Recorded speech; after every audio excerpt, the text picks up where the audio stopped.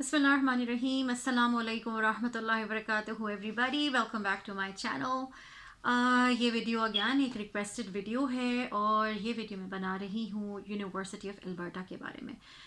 मुझसे किसी ने क्वेश्चन किया था कि जी हम मास्टर्स ऑफ एजुकेशन प्रोग्राम में एडमिशन लेना चाह रहे हैं यूनिवर्सिटी ऑफ एल्बर्टा में, तो काइंडली उसके बारे में आप थोड़ा सा गाइड कर दीजिए। तो ये स्पेसिफिकली उनकी रिक्वेस्ट पे है और जब मैं यूनिवर्सिटी ऑफ एल्बर्टा की बात करती हूँ तो ये याद रखिएगा कि हम इस वक्त कोई चीप मास्टर्स ऑफ एजुकेशन की बात नहीं कर रहे। तो हर वक्त it's not about money, it's about कि ओके जी what is a reputation of that university. तो university of Alberta last year तक 4th रैंकिंग पे था और अभी भी शायद 4th और 5th रैंकिंग पे है। डिफरेंट जो रैंकिंग जो भी करते हैं उनकी रैंकिंग्स में थोड़ा सा फ़र्क आ जाता है, but again it's in the top 5 universities of Canada. तो जैसे जैसे यूनिवर्सिटीज़ की रैंकिंग ऊपर जाती हैं और I hope you can understand कि वैसे वैसे उसकी फ़ी स्ट्रक्चर में भी चेंजेस आते रहते हैं। ठीक है जी। तो अब कहानी ये है कि हम let's dive into it and figure out कि वो एजुकेशन के अंडर कौन कौन से एरियाज़ में मास्टर्स करवा रहा है, क्योंकि इस वक्त हम अंडर ग्रेड नहीं बल्कि ग्रेड प्रोग्राम्स की बात कर रहे हैं। और अंडर ग्रेड यानी BEd बैचलर्स ऑफ एजुकेशन के बारे में मैं पहले भी डिस्कस कर चुकी हूँ और you can just check out my previous videos कि ये इतना आसान काम नहीं होता अनलेस एंड अनटिल आप एज एन अंडर ग्रेड ही यहाँ पे एडमिशन लेकर आ रहे हैं और आप एजुकेशन में कुछ करना चाहते हैं। लेकिन अगर you are already you have already done your masters और आप एक दूसरा मास्टर्स करना चाहते हैं तो फिर अंडर ग्रेड में जाना आसान काम नहीं होता। मैं स्पेसिफिकली बात कर रही हूँ बैचलर्स ऑफ एजुकेशन के लिए। ठीक है जी। तो हम बात करेंगे अब मास्टर्स ऑफ एजुकेशन में। अब यूनिवर्सिटी ऑफ एल्बर्टा को हम स्पेसिफिकली लेकर चल रहे हैं। मैं आपको बता दूं कि वैसे तो यूनिवर्सिटी ऑफ एल्बर्टा बहुत सारे प्रोग्राम्स में आपको मास्टर्स करवाती है, यानी उसके ग्रेड प्रोग्राम्स अवेलेबल हैं, लाइक एग्रीकल्चर है, स्कूल ऑफ बिजनेस है, आर्ट्स है, then education, engineering, sports and recreation, law, medicine, native studies, nursing, pharmacy and pharmaceutical, जो भी whatever, public health, rehabilitation, medicine, science, बहुत सारी चीज़ों में मतलब बहुत सारे उसकी फ़ैकल्टीज़ मौजूद हैं। लेकिन इस वक्त हम एजुकेशन यानी फ़ैकल्टी ऑफ एजुकेशन की बात कर रहे हैं। ये सबसे पहले तो मैं आपको ये बता दूं कि जी जब मैंने मेमोरियल यूनिवर्सिटी से मास्टर्स ऑफ एजुकेशन करा था तो हमारे पास डिफरेंट राउट्स अवेलेबल थे। For example when we talk about routes तो सबसे पहले तो था कोर्स रूट, और यहाँ पे राउट कहते हैं या रूट कहते हैं वट एवर। तो हम सबसे पहले बात करेंगे जी कोर्स राउट की। फिर हमारे पास आता है थीसिस राउट, उसके बाद पेपरफोलियो राउट, उसके बाद इंटर्नशिप राउट और फिर एक और चीज़ था प्रोजेक्ट। ठीक है। तो ये 4-5 हमारे पास प्रोविजंस थी, आप जो भी करना चाहते हैं आप करते। लेकिन जब हम यूनिवर्सिटी ऑफ एल्बर्टा की बात करते हैं there are only 2 routes available and one is a course route and the other one is a thesis route. Now जब हम कोर्स राउट की बात करते हैं तो you have to do 10 courses और ये टोटल प्रोग्राम जो है चाहे आप थीसिस राउट से करो या कोर्स राउट से करो, ये जो फुल एमएड प्रोग्राम है ये 30 क्रेडिट आवर्स के इक्वलेंट है ना। अगर आप 10 कोर्सेज करते हो तो ऑब्वियसली एक कोर्स का जो क्रेडिट है वो बनता है 3 क्रेडिट्स का। एक कोर्स होता है 3 × 10 = 30। लाइकवाइज अगर आप थीसिस राउट को प्रेफर करते हो तो आपको 7 कोर्सेज करने होंगे। 7 × 3 = 21 और बाकी के जो 9 क्रेडिट्स बन जाते हैं वो इक्वलेंट होगा एक थीसिस सबमिट कराने के। तो अगर आप कोर्स करते हो तो कोर्स राउट यूज लाइक आप उसको प्रेफर करते हो तो कोर्स राउट के अकॉर्डिंगली आपको 10 कोर्सेज करने हैं इक्वल टू 30 क्रेडिट आवर्स। और अगर आप थीसिस राउट करते हो तो आपको 7 कोर्सेज करने हैं then a thesis and then it's going to be equal to 30 credit hours. ये तो मैंने आपको बता दिया डिफरेंट राउट्स क्या हैं। दूसरी बात जो कि बहुत इंपॉर्टेंट है वो मैं आपको बता दूं कि जो लेंथ ऑफ द प्रोग्राम है वो जो वैसे तो ये 2 साल में हो जाना चाहिए मास्टर्स ऑफ एजुकेशन प्रोग्राम इसका जो, और 2 साल में बहुत आराम से हो जाता है। लेकिन जो मैक्सिमम टाइम आपको दिया जाता है इन केस अगर आप 2 इयर्स में अपना मास्टर्स कंप्लीट ना कर पाएँ तो दैट इज़ 6 इयर्स। और किस चीज़ में? कोर्स में। ठीक है। अगर आप कोर्स राउट ले रहे हो तो जो लेंथ है वो 6 ईयर्स है, और अगर आप थीसिस राउट से करने जा रहे हो तो यही length of masters of education program जो मैक्सिमम आपको वो टाइम देंगे कि जी आप अपना कंप्लीट कर लो, वो है 4 ईयर्स। ठीक है, आई एम रिपीटिंग, कोर्स राउट से अगर आप करते हो तो मैक्सिमम टाइम आपको 6 ईयर्स का मिलता है, और इसी तरह से थीसिस राउट से करते हो तो आपको मैक्सिमम टाइम 4 ईयर्स का मिलता है। नाउ द थिंग इज, चलो जी ये भी समझ आ गया हमने कौन सा राउट लेना है। हमारे पास मिनिमम टाइम, मिनिमम क्या, लोग आराम से 16 मंथ्स में करके बैठ जाते हैं, not even 2 years. It depends on your her cheese, time कितना है, आप कितना एफर्ट पुट करने के लिए तैयार हो, आपको कितनी जल्दी है। बिकॉज अगर आप 16 मंथ्स में भी कर लेते हो तब भी आपको पोस्ट ग्रेजुएट वर्क परमिट मिल जाएगा 3 साल का। तो it all depends on you. ठीक है जी, आप अपना take your time and then do it, or if you want to just do it quickly so even you can do it in the 16 months as well, but the maximum time period जो मैंने आपको बता दिया। now अब हम बात करते हैं कि इसमें different programs जो education में मौजूद हैं, आपके पास क्या क्या options हैं। हमारे पास है library and information studies, secondary education, then graduate certificate in school leadership, then educational psychology, educational policy studies, health sciences education, elementary education, and then educational studies. Now ये तो मैंने आपको सरसरी सा एक बता दिया। अब हम बात करते हैं कि ओके फाइन, अब अगर हम कहते हैं कि नहीं जी हमें इसकी थोड़ी सी डिटेल चाहिए, तो let's go into the detail section and find out कि क्या डिटेल्स हैं। याद रखिएगा हर प्रोग्राम की जो एडमिशन रिक्वायरमेंट्स हैं वो स्लाइटली डिफ़र कर रही हैं। मैं ये नहीं कहूँगी कि बहुत ड्रास्टिक किस्म का डिफरेंस है इनकी एडमिशन रिक्वायरमेंट्स में, बट थोड़ा थोड़ा डिफरेंस आ जाता है। Now again it depends on you कि आप किस एरिया को एक्सप्लोर करना चाहते हो, आप किस में अपनी फर्दर स्टडीज़ करना चाहते हो। एजुकेशनल साइकोलॉजी फॉर एग्जांपल ले लें तो इनके अंदर इनकी डिफरेंट एजुकेशन रिक्वायरमेंट्स हैं। इसी तरह से जो भी जिस एरिया में भी आप करना चाहते हो, एजुकेशनल पॉलिसी है, एजुकेशनल साइकोलॉजी है, लीडरशिप है, एलिमेंट्री एजुकेशन है, सेकेंडरी एजुकेशन है, लाइब्रेरी एजुकेशन है, लीडरशिप है, जो भी है उसके अंदर एडमिशन रिक्वायरमेंट स्लाइटली वेरी करती है। लेकिन one thing is a must, that you have to take IELTS. Now IELTS की क्या रिक्वायरमेंट है, मैं आपको जिक्र कर लेती हूँ कुछ डिफरेंट एरियाज़ का। फॉर एग्जांपल अगर आप कहते हैं कि जी मुझे जाना है एजुकेशनल साइकोलॉजी में एमएड करना है, तो अपार्ट फ्रॉम अदर रिक्वायरमेंट्स के अंदर अंडर ग्रेड में आपका 3 GP से कम नहीं होना चाहिए। नंबर 1 एडमिशन रिक्वायरमेंट आपकी ये है, आपका 3 GP से कम अंडरग्रेड में स्कोर नहीं होना चाहिए, और ये रिक्वायरमेंट इनकी किसी भी मास्टर्स ऑफ एजुकेशन प्रोग्राम के लिए कॉमन है। ठीक है, इसके बाद अगेन आपका कुछ टीचिंग एक्सपीरियंस होना चाहिए, और 1 से 2 साल का टीचिंग एक्सपीरियंस होना चाहिए। इसके अलावा अगर हम बात करते हैं आईएलटीएस की, तो एजुकेशनल साइकोलॉजी में मास्टर्स के लिए आपको एकेडमिक आईएलटीएस में मिनिमम ऑफ 8 बैंड की रिक्वायरमेंट है, और इसमें लिसनिंग और speaking bands with no band less than 7 है। तो एजुकेशनल साइकोलॉजी में as you can very clearly see जो आईएलटीएस की रिक्वायरमेंट है वो ठीक ठाक हाई है, क्योंकि आईएलटीएस एकेडमिक में 8 हर किसी का नहीं आता, आ जाता है अल्हम्दुलिल्लाह, लेकिन हर किसी का नहीं आता, तो आपको प्रिपेयर करना पड़ता है। IELTS is not the only English test जो आप दे सकते हो, उसमें आप टोफल है, TSE है, और CAEL है। ये सब चीज़ें मैं पहले भी डिस्कस कर चुकी हूँ इन लोगों की, इसके हम डिटेल्स में नहीं जा रहे। तो इनकी जो रिक्वायरमेंट्स हैं वो अलग अलग होती चली जा रही हैं।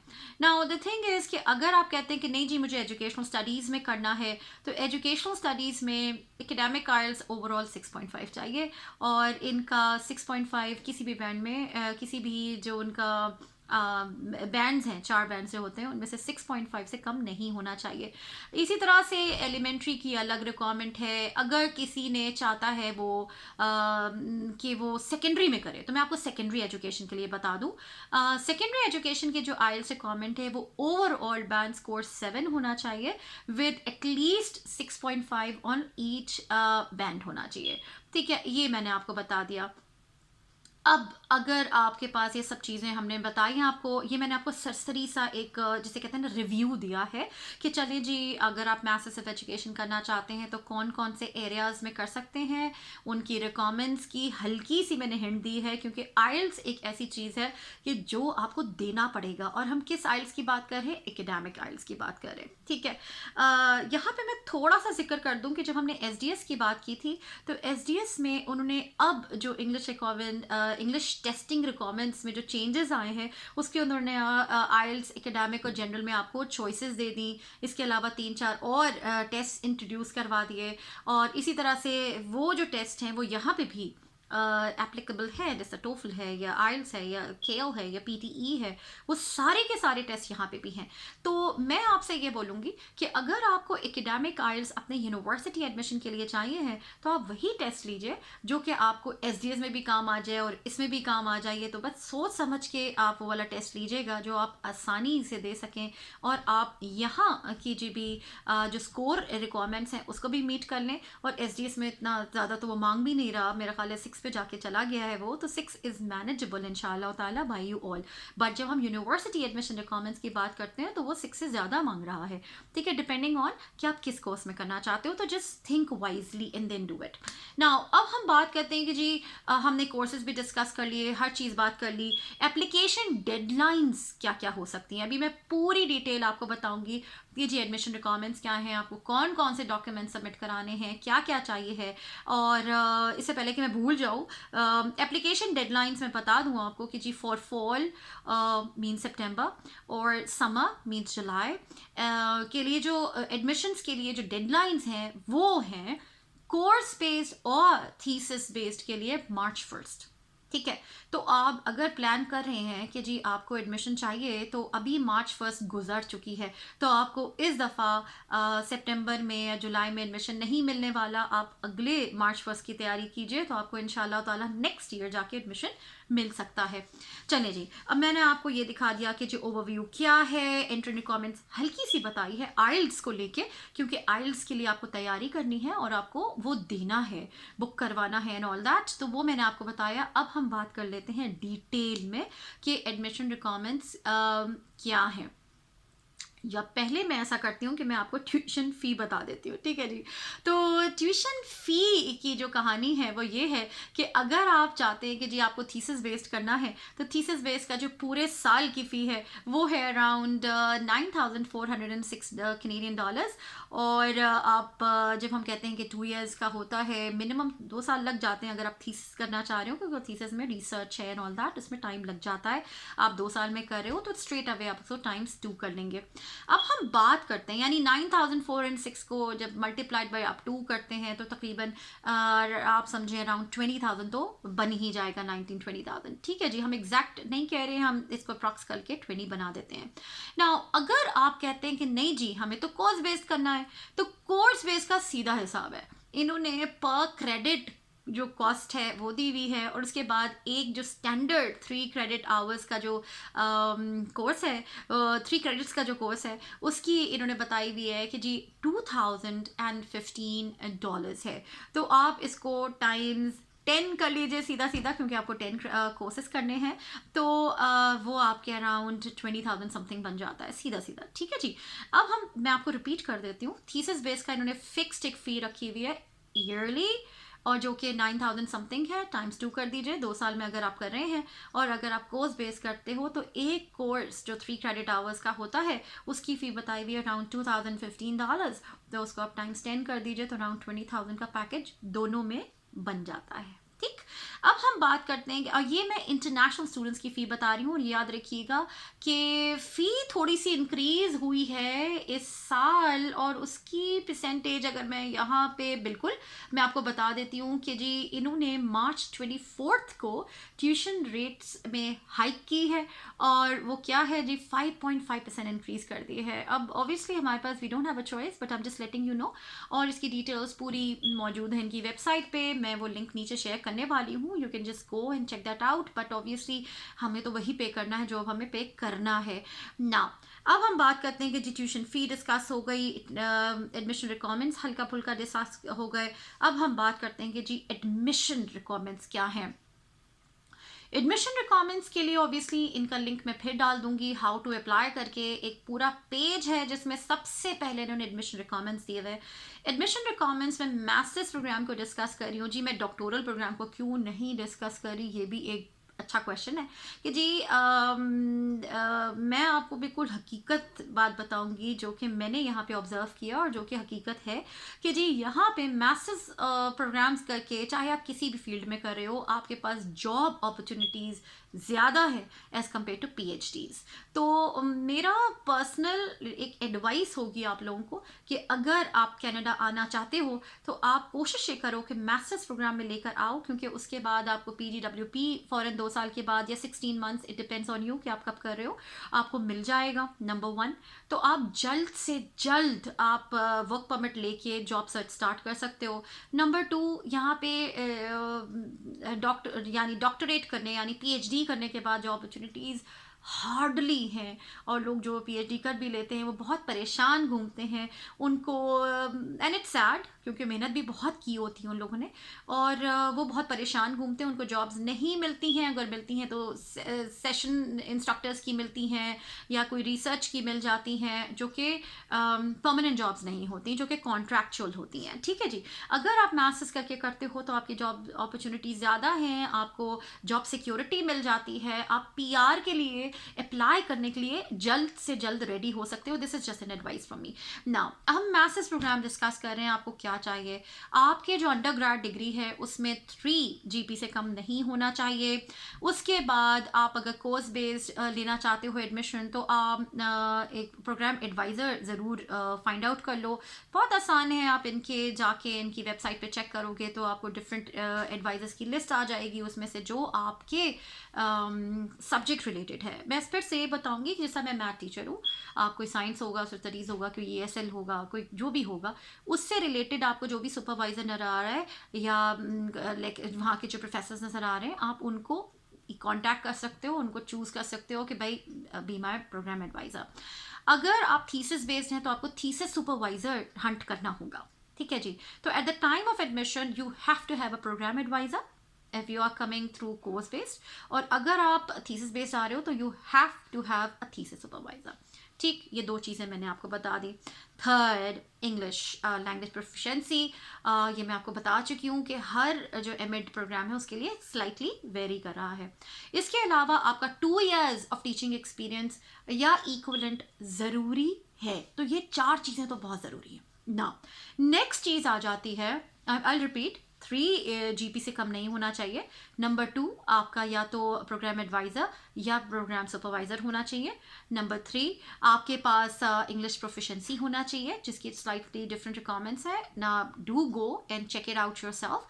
चौथा, आपके पास 2 years minimum of teaching experience होना चाहिए। अब हम बात करते हैं एप्लीकेशन डॉक्यूमेंट्स की। मैं असल में अपनी डायरी लेके बैठती हूँ और उसके अंदर टिक भी लगाती रहती हूँ ताकि मुझसे कोई चीज़ मिस ना हो जाए, क्योंकि अक्सर हो जाती है। तो अभी हम एप्लीकेशन डॉक्यूमेंट्स की बात, याद रखिएगा ये एप्लीकेशन ऑनलाइन पोर्टल होती है।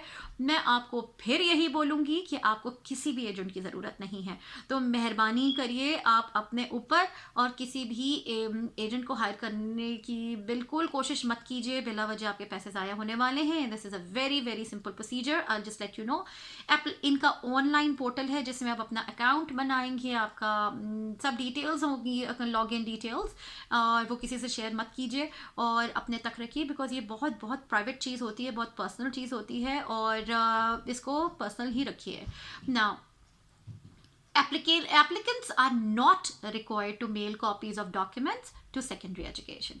Now ये याद रखिएगा कि आपको बिल्कुल भी मेल नहीं करनी है। कैसे करनी है, आप अपना अपलोड करेंगे सारे के सारे डॉक्यूमेंट्स, कहाँ पे, इनके ऑनलाइन पोर्टल पे। क्या क्या होना चाहिए, करिकुलम वाइटी होना चाहिए, यानी जिसे आप CV कहते हो, ये इसके अंदर आपकी post secondary education, list of awards, publications, presentations and relevant work and volunteer experience को आप ज़रूर मेंशन कीजिए। इट्स ऑल अबाउट यू कि आपने आज तक क्या अचीव किया है in your life. Next, statement of intent होना चाहिए, जैसे आप स्टेटमेंट ऑफ पर्पस भी बोलते हो। इसमें आपका क्या रिसर्च एरिया है एंड ऑल दैट, मैं उसकी डिटेल्स में नहीं जा रही हूँ। एटलीस्ट 3 pages लॉन्ग होना चाहिए, you can just read it yourself, क्योंकि वीडियो बहुत लंबी हो जाएगी अगर मैं एक एक चीज़ पे जाऊंगी। नंबर 1, क्या क्या होना चाहिए जो डॉक्यूमेंट्स आपने अपलोड कर रहे हैं। Number 1, CV। Second, statement of purpose या statement of intent. Number 3, 3 letters of reference होना चाहिए। 3 लेटर्स ऑफ रेफरेंस आपने तो देने ही देने हैं। इसके अलावा उनके ऑनलाइन पोर्टल में अपने जो आपने रेफरीज लिए हैं, यानी जिनसे आप रेफरेंस लेटर्स ले रहे हो, उनके ईमेल एड्रेसेस भी होने चाहिए, क्योंकि उन ईमेल एड्रेसेस पे ये लोग अपना ऑनलाइन फॉर्म का लिंक भेजेंगे। इसके अलावा वो एक PDF फॉर्मेट पे उनसे, जो आपके रेफरीज हैं, उनसे डायरेक्टली लेटर ऑफ रेफरेंसेस भी मंगवाएंगे। ठीक, 3 चीज़ें मैंने आपको बता दी, CV, लेटर ऑफ इंटेंट और लेटर ऑफ पर्पस। फिर आपके पास 3 लेटर्स ऑफ रेफरेंसेस हो गए। चौथा, आपके पास जो ट्रांसक्रिप्ट्स हैं, ऑल ऑफ द ट्रांसक्रिप्ट्स, चाहे वो मार्कशीट्स हों, डिग्रीज हों, वो आपको बैक एंड जो फ्रंट साइड और बैक साइड आपको उसका होना चाहिए। स्कैन करके आप उनको PDF फॉर्मेट में इधर अपलोड करेंगे। ठीक है, अभी हम ओरिजिनल ऑब्वियसली आपके पास मौजूद है, आप उनकी फ्रंट और बैक की कॉपीज़ लेके उसको PDF फॉर्मेट में कन्वर्ट करके इन को इनके जो ऑनलाइन पोर्टल आप बना चुके हो उसमें आप अपलोड करने वाले हो। Now unless and until your application gets approved and they ask for the originals, आपको ओरिजिनल से कोई लेना देना नहीं, इनको मेल करने की ज़रूरत नहीं है। मैं बार बार आपको बता रही हूँ कि आपने PDF में बना के आपने अपलोड कर देना है, इनको मेल नहीं करना है। ठीक है ना, हम आगे बात करते हैं। इंग्लिश लैंग्वेज प्रोफिशिएंसी की जो रिक्वायरमेंट है वो आपको अपलोड करना है कि जी क्या है। आपको मैं फिर बता चुकी हूँ आइल्स का क्या होना चाहिए, मिनिमम और जो भी स्कोर की रिक्वायरमेंट है वो आपको इनको अपलोड कर देना है, उसका रिजल्ट। ठीक ना, हम बात करते हैं कि जी एप्लीकेशंस डेडलाइंस मैं आपको बता चुकी हूँ कि जी एमएड के जो भी कोर्सेज हैं उनकी जो डेडलाइंस हैं वो हमेशा March 1 होती हैं। फाइन, अब हमने ये सारी बातें आपसे डिस्कस कर ली कि जी एडमिशन रिक्वायरमेंट्स क्या हैं, इसके अलावा डॉक्यूमेंट्स जो आपको करने हैं, या मैं फिर बता रही हूँ आपको इनको डायरेक्टली मेल कुछ नहीं करना, ऑनलाइन पोर्टल पे करना है, जो आप बहुत आराम से कर सकते हैं। You do not need an agent to do that for you. ठीक है, DLI का तो कोई मसला है ही नहीं, यानी डेजिग्नेटेड लर्निंग इंस्टीट्यूट्स का मसला है ही नहीं। University of Alberta is the top 5 universities में आती है ये। ठीक है, एप्लीकेशन डेडलाइन भी मैंने आपको बता दिया। अब हम बात करते हैं स्कॉलरशिप्स की। क्या स्कॉलरशिप की कोई प्रोविजन है? बिल्कुल है, स्कॉलरशिप की प्रोविजन बिल्कुल मौजूद है, और उसका क्या क्राइटेरिया है मैं आपको जल्दी जल्दी बता देती हूँ कि जी इसकी जो वैल्यू है फॉर इंटरनेशनल स्टूडेंट्स, क्योंकि हम इंटरनेशनल स्टूडेंट्स की बात कर रहे हैं इस वक्त, तो मास्टर्स में जो इंटरनेशनल स्टूडेंट्स हैं उनको $17,500 तक मिल सकता है, और अगर आप PhD की बात करते हो तो आपको 21,000 तक भी मिल सकता है। लेकिन इस वक्त हम 17,500 पे चिपके रहेंगे क्योंकि हम मास्टर्स की बात कर रहे हैं। इसके अलावा इंटरनेशनल स्टूडेंट्स को एक एडिशनल $10,000 भी मिल सकते हैं। चलो, ये तो वैल्यू हो गई। अब हम बात करते हैं एलिजिबिलिटी क्राइटेरिया कि एलिजिबिलिटी क्राइटेरिया क्या है। तो ये मैं आपको बता दूं कि जी जो सारे के सारे टर्म्स हैं, यानी जनवरी, मई, जुलाई, सितंबर के जो इनटेक्स हैं, वो सारे के सारे स्टूडेंट्स मास्टर्स के वो जिनका एडमिशन हो रहा है इन 2023, ठीक है, अभी फिलहाल हम 23 की बात कर रहे हैं। ऑब्वियसली इनके थोड़ी सी चेंजेस के बाद वो 24 हो जाएगा, but it's not a big deal. तो ये वो सब के सब इसके लिए एलिजिबल है। अब ये डोमेस्टिक इंटरनेशनल स्टूडेंट्स सबके लिए ओपन है। और दूसरा ये है कि आपकी जो सबसे मेन चीज़ है वो ये है कि आपका जो GPA है वो 3.7 और हायर होना चाहिए, तो जाके आपके इसके लिए एलिजिबल होंगे। नाउ एप्लीकेशन प्रोसीजर क्या है, क्या आपको अप्लाई करना पड़ेगा इसके लिए? तो वो कहते हैं कि जी there is no application form. जो एलिजिबल स्टूडेंट्स हैं they are considered on the recommendation of the admitting departments. Students are to contact the admitting department for information. अगर आप समझते हैं कि आप एलिजिबल हैं, 3.7 से आपकी ज़्यादा थी GPA या 3.7 और मोर, तो आप अपने जो डिपार्टमेंट है उसको कांटेक्ट करेंगे, और वो उनकी रिकमेंडेशन होगी यूनिवर्सिटी को, और वो फिर डिसाइड करेंगे। ऑब्वियसली वो पूरा रिव्यू करेंगे कि कौन कौन सी एप्लीकेशंस रिसीव हुई हैं। फिर ये यूनिवर्सिटी का जो एक तरीका होता है मैं आपको फिर भी बता देती हूँ कि जी departments are to carefully review, उसके बाद जो वो सब डिसाइड करेंगे वो ग्रेजुएट स्कॉलरशिप कमेटी को फॉरवर्ड करेंगे अपनी रिकमेंडेशंस, और ग्रेजुएट स्कॉलरशिप कमेटी डिसाइड करेगी after reviewing all the recommendation terms various departments कि किसको स्कॉलरशिप देनी है ना। इसकी डेडलाइन क्या है? Deadline for the departments to submit nominations is April 17 2023। तो ये वाली तो हम 23 वाली तो डिस्कशन हम कर चुके हैं। उसकी वजह क्या है? क्योंकि March 1 होती है एप्लीकेशन डेडलाइन। तो ये आप 24 बना दीजिए, तो आप अगले साल के लिए रेडी रहिएगा, क्योंकि आप अगर मास्टर्स प्रोग्राम में इंटरेस्टेड हो तो March 1 डेडलाइन होती है, विच जो गुजर चुकी है। ठीक है जी। तो I hope I have covered everything. एक चीज़ रह गई, शुक्र अल्लाह का, मैंने इधर लिखा हुआ है कि जी एप्लीकेशन फ़ी कितनी है, जो कि नॉन रिफंडेबल होती है, वो है $135 कैनेडियन। जब तक आप सारे रिक्वायर्ड डॉक्यूमेंट्स अपलोड नहीं कर देते, रेफरेंसेस जो आपने दिए थे, प्रोवाइड किए थे, रेफरेंस लेटर्स, जो रेफरीज की ईमेल्स, उनसे सारा चीज़ें इनको रिसीव नहीं हो जाती, तब तक आपकी एप्लीकेशन एक्सेप्ट नहीं होगी। तो I hope, wish and pray कि आपको ये बातें समझ आई होंगी। और अगेन मैं आपको ये रिपीट किए दे जाती हूँ, जो अहम बात है कि जब आप यूनिवर्सिटी की रैंकिंग जैसे बढ़ती है, उसकी फ़ी भी वैसे ही बढ़ती है, उसकी वर्थ भी वैसे ही बढ़ती है, आपकी वर्थ वैसे ही बढ़ती है। तो अगर आपके कोई क्वेश्चंस हों तो don't hesitate to just put down in the comment section. और ये सारे लिंक्स मैं आपको नीचे डालने वाली हूँ। और हमेशा याद रखिएगा कि खुद से भी रिसर्च आप ज़रूर कीजिए कि आपको कौन सा प्रोग्राम सूट करता है। मैं सिर्फ गाइड ही कर सकती हूँ। इंशाल्लाह ताला नेक्स्ट वीडियो में मिलेंगे। Don't forget to like, share and subscribe to my channel. दुआ में याद रखिएगा। अस्सलामु अलैकुम वरहमतुल्लाहि वबरकातुहू।